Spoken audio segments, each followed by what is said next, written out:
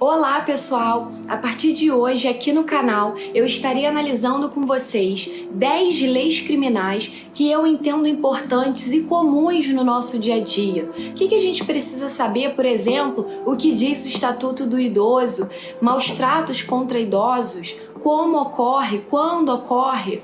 O que diz, por exemplo, o Estatuto do Desarmamento, posse, porte de arma de fogo? Eu posso ter arma de fogo em casa? E quando configura crime, o que diz esse estatuto? Vou falar também sobre infração cometida por adolescente, a responsabilidade dos pais. O que é um abuso de autoridade? O que diz essa lei? Isso e muito mais aqui no canal. E hoje vamos falar sobre a Lei Maria da Penha, a lei número 11.340 de 2006. Vocês sabem quando ocorre a violência doméstica contra a mulher? É muito comum a gente ouvir a violência física, um chute, um empurrão. Mas é só essa violência que existe? Não. De acordo com a lei, são 5 formas de violência doméstica e familiar contra a mulher. A violência física, que é essa mais comum. Tem a violência patrimonial, que é a retenção dos bens da vítima, de um instrumento de trabalho, dos seus documentos pessoais. Tem a violência moral, e aí a gente vai encontrar a injúria, a difamação, a calúnia, o que está sendo muito comum nessa época de isolamento em redes sociais. Tem também a violência sexual, quando o parceiro ele obriga a mulher a praticar o ato sexual ou a visualizar ele praticando o ato sexual com outras pessoas. Quando, por exemplo, proíbe ela de tomar um anticoncepcional. E, por fim, existe a violência psicológica, que é quando um ato, uma fala ataca a autoestima da mulher, quando controla ela de uma forma que impeça de viver conforme suas crenças, os seus valores. Então são 5 formas: física, psicológica, moral, patrimonial e sexual. E quem pode ser vítima de violência doméstica? Conforme a lei, a vítima é aquela que sofre uma ação ou uma omissão de quem tinha o dever de fazer algo por conta do gênero feminino dela. Aquela pessoa só fez aquela ação ou só deixou de fazer algo que deveria fazer porque a outra possui o gênero feminino. E com essa ação ou omissão causou a morte, uma lesão corporal, por exemplo, um sofrimento físico, psicológico, sexual, um dano moral ou patrimonial.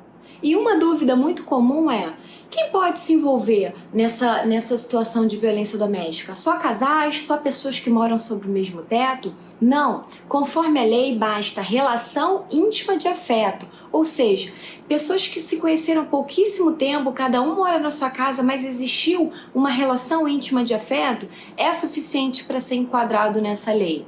Uma outra hipótese que traz a lei é entre familiares e que aquela ação ou aquela omissão foi baseada no gênero da vítima. Então, entre familiares e não apenas casais. E a terceira hipótese que traz a lei é entre pessoas que convivam com ou sem vínculos familiares, mas que uma teve uma ação ou omissão que teve como base o gênero feminino da outra, causando a ela uma morte, uma lesão, algum dano. E diante de uma violência doméstica, o que pode ser feito? Um registro em delegacia de polícia, não precisa necessariamente ser numa delegacia de polícia especializada em violência doméstica. Lá narra os fatos, aqueles autos são enviados ao juiz e a partir do momento que ele recebe, ele tem 48 horas para decidir sobre as medidas protetivas de urgência. E quais são elas? Afastamento do lar, determina o afastamento do lar. Prestação alimentícia fixa um valor que esse suposto agressor pagará em relação à prestação de alimentos. Proíbe ele de frequentar determinados locais, de se aproximar da vítima, das testemunhas, dos seus dependentes. Restringe a posse ou porte da arma de fogo, entre outras medidas previstas na lei. E aí o juiz, de acordo com o caso concreto, analisando o que é necessário para a proteção dessa vítima, fixará as medidas protetivas cabíveis.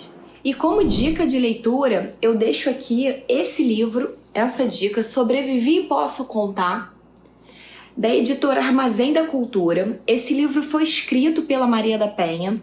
É uma leitura fácil. Aqui consta o histórico dela, toda a história de relacionamento com o marido, com as filhas e as agressões. E no fim, vocês vão verificar também a parte em que o Brasil foi condenado diante dos problemas dentro do processo dela.